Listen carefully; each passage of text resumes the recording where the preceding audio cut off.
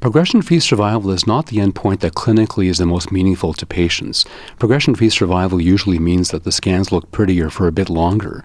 However, as we know, we're faced with real challenges in real-world trial design showing overall survival because of subsequent therapies, for example.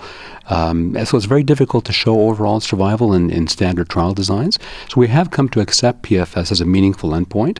And when the difference in PFS is really of a certain magnitude where it can drive us to, to believe it's meaningfully important, it is enough to change our practice.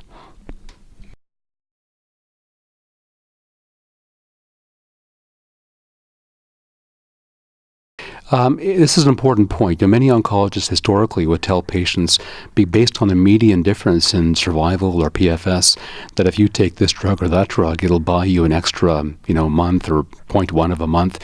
And this really is a very good example of how we shouldn't say that.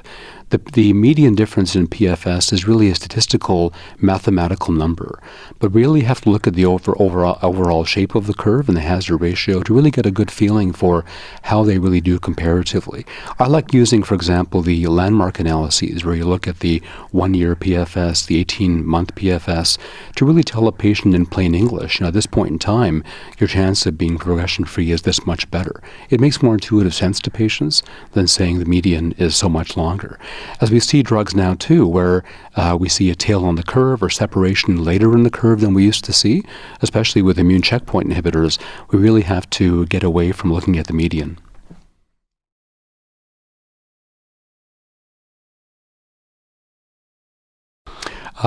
It's interesting, that the differences become more apparent in PFS after 12 months.